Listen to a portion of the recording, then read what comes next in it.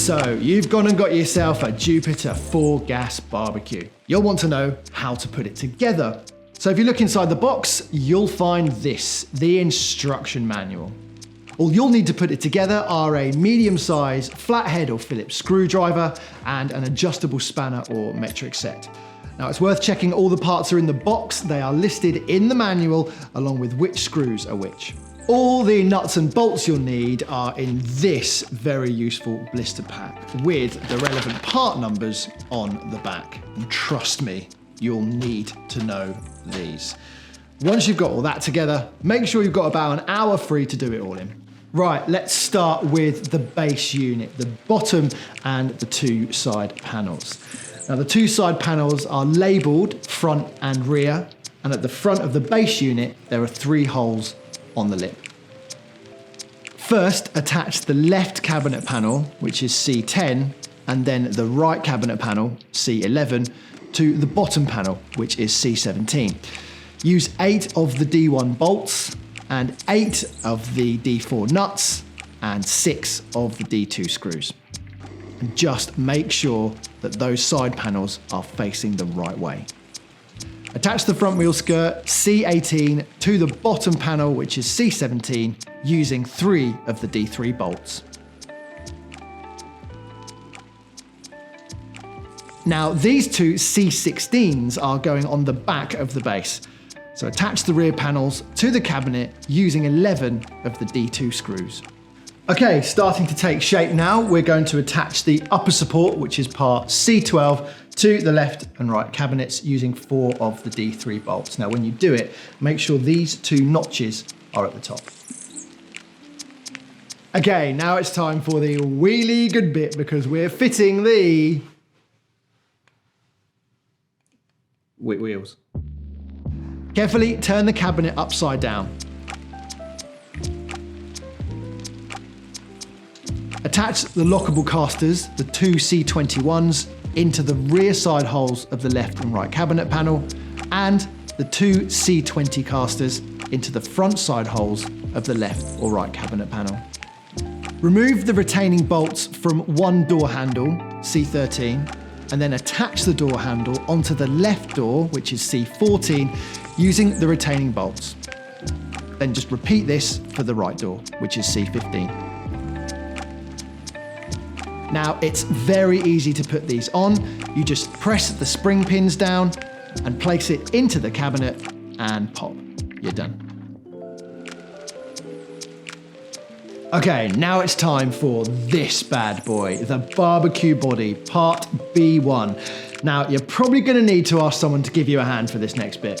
Carefully place the barbecue body onto the cabinet and fix it using 4 of the D3 bolts. Now it's time for your side shelves. These are where your extra gas burner and wooden chopping board will sit, and the very important bottle opener.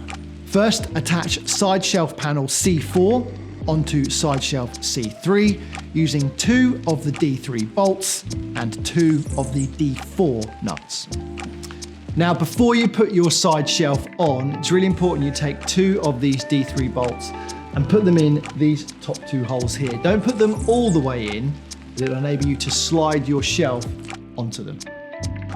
Come with me under here as we attach the side shelf assembly to the barbecue body using 2 of the D2 screws and 4 of the D3 bolts. Now for the other shelf. First, attach the side burner shelf panel C2 onto side burner shelf C1 using 2 of the D3 bolts and 2 of the D4 nuts. It's back down here to attach the side burner shelf assembly to the barbecue body using 2 of the D2 screws and 4 of the D3 bolts. Now you might need that spare pair of hands again here. Attach the side burner valve and knob bezel, which is part C7, onto the side burner shelf using 2 of the D5 bolts. Once that's secure, you should be able to just press the side burner knob, which is part C8, onto the side burner valve stem. Feed the Venturi tube of the side burner, which is part C9, and the electric wire through the holes in the bottom of the side burner shelf. Now, you need to make sure that the end of the Venturi tube is set over the gas outlet of the side burner valve.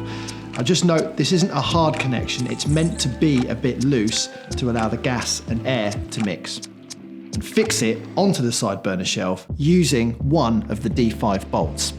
Connect the electrode wire to the igniter, because without this being connected perfectly, there'll be no spark to light the burner. Now for the part with my favourite name, the flame tamer. Now these flame tamers are the triangular metal pieces that sit above the burners, part B6. Put these carefully into the body, ensuring they lie level with the body. Next, lay the cooking grill, which is B8, and the round grill, which is B7, into place.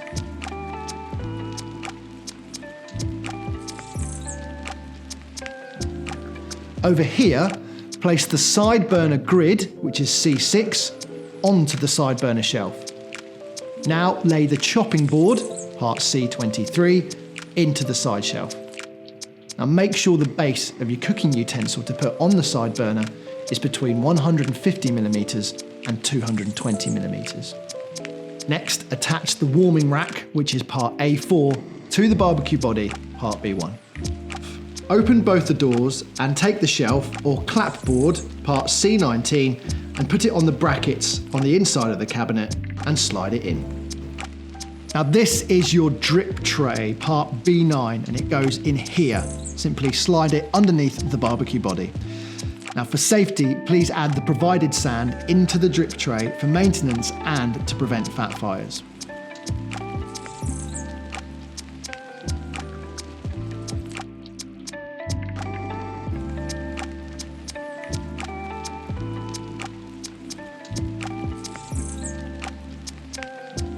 Insert the hook rail, part C22, through the tool hook, part C5, and then fix the assembly onto the side shelf panel using 2 of the D6 bolts. Now that your Jupiter barbecue is constructed, you can attach the gas bottle. It's important before use to conduct a thorough leak test. Find out how to do the gas leak test. Please follow the instructions on page 15 of your instruction booklet.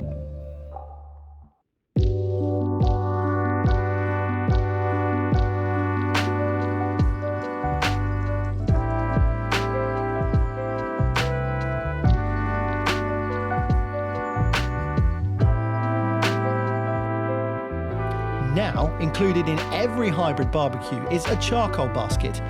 This enables you to use genuine Outback coconut shell briquettes to get the authentic charcoal flavour from your Jupiter barbecue. Now, that wasn't so bad, was it? And look what you've accomplished.